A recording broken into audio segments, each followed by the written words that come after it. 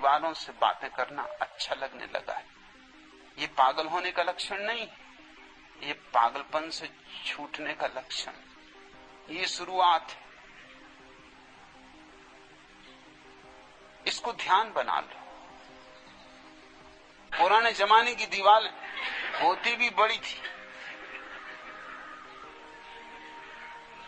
आजकल की पतली दीवार कि तुम दीवार से बातें करो और पड़ोसी जवाब दे, हाँ भाई ठीक कह रही, सत्य वचन। अरे यही तो हम कहते हैं। लोग कहते हैं पुराने जमाने दीवालों को कान होते थे, नहीं होते थे, अब होते।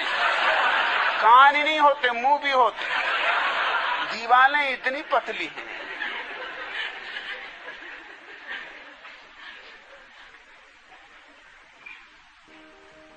कि डर ये है कि पास पड़ोस के लोग जवाब न देने लगे, इसलिए ज्यादा दीवाल को मत सताना। थोड़े दिन ठीक, फिर दीवाल पर दया करो। जब दीवाल के सामने ही बैठे तो क्या कहना क्या सुनना। फिर दीवाल जैसे ही मौन, दीवाल जैसे ही कोरे हो जाना चाहिए, दीवाल जैसे ही चुप हो जाना चाहिए। और वही चुप भी कुंजी है। विक्षिप्त कोई हो नहीं सकता चुप होने से। चुप होने से व्यक्ति विमुक्त होता है। ये तुम्हारे भीतर चलती बकवास है जो तुम्हें विक्षिप्त कर सकती, जो विक्षिप्त कर रही। प्रत्येक आदमी पागल है। खलील जिब्रान ने एक छोटी सी घटना लिखी। उसका एक मित्र पागल हो गया तो उसको मिलने पागल खाने गया।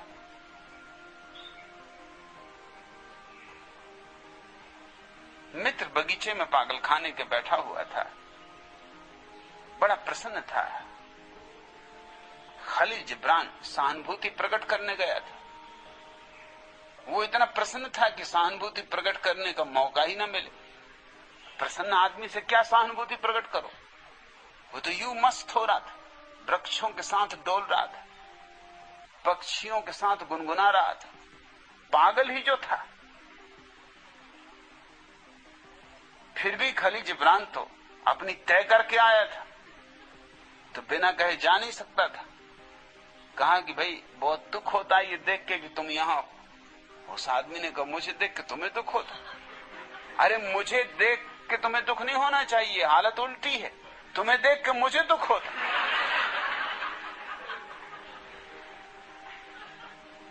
मैं तो जब से इस दीवाल के भीतर आया हूं पागल खाने के बाहर आ गया। दुख मुझे होता है कि तुम अभी भी उस बड़े पागल खाने में हो, दीवाल के बाहर जो पागल खाना है। यहां तो थोड़े से चुनिंदे लोग हैं जो पागल नहीं।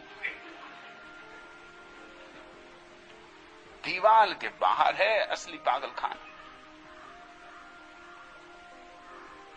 खलील जिब्रान तो बहुत चौंका। बात में थोड़ी सच्चाई भी थी। रात सो नहीं सका।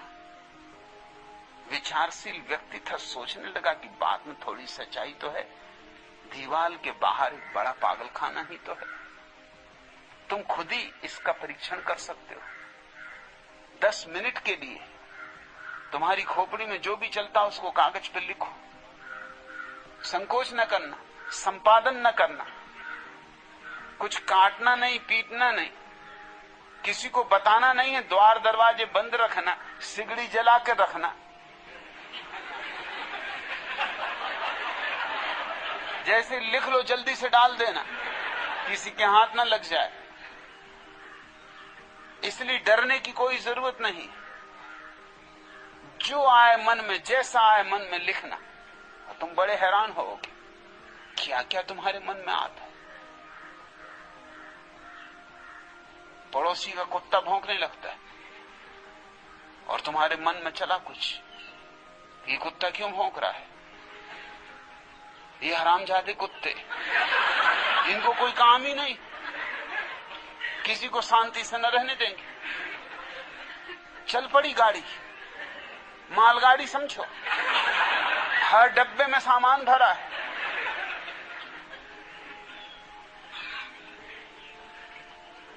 तब तुम्हें याद आएगा कि अरे तुम्हारी एक प्रेसी हुआ करती थी, उसके पास भी कुत्ता था।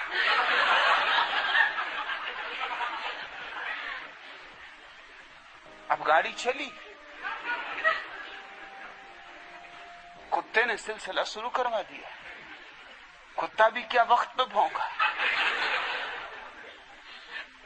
कुछ देर प्रेसी की बातें चलेंगी, फिर उसकी मां ने कैसे बिगाड़ खड़ा किया,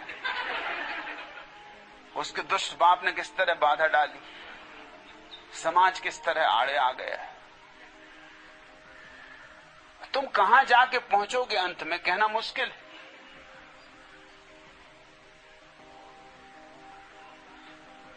और जब तुम लौट के पूरा कागज पढ़ोगे तो तुम्हें भरोसे नहीं आएगा कि इसमें क्या सिलसिला है, क्या तुक।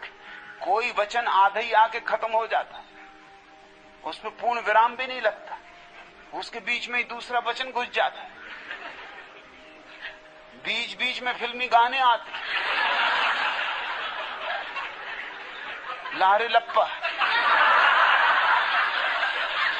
गीता के वचन भी आते, न हन्नते हन्य माने शरीर, कुछ हिसाब ही नहीं, क्या क्या नहीं आता। 15 मिनट के 10 मिनट के प्रयोग से ही तुम साफ समझ लोगे कि तुम्हारे भीतर जो छिपा है वो विक्षिप्त है। और क्या विक्षिप्तता होगी, तुम ये कागज किसी को बता भी ना सकोगे। आदमी पागल ही है, और उसके पागलपन का कुल कारण इतना है कि विचारों का जो कुंभ मेला उसके भीतर लगा हुआ है। क्या क्या विचार, नागा बाबा,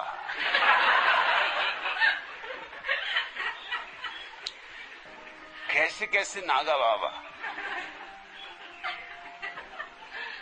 कि जन्नेंद्री से बांध के जीप को घसीट दें, ऐसे ऐसे विचार।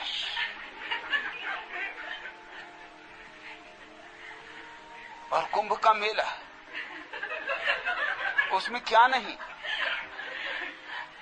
हर चीज देखो। बंबई की नंगी धोबन देखो,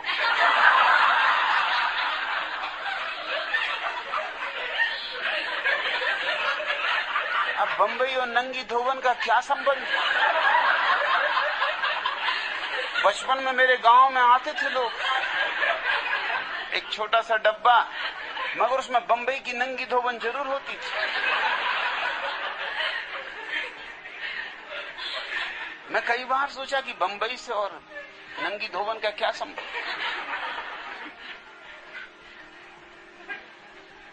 और अब तो बंबई भी ना रही, अब तो मुंबई हो गई।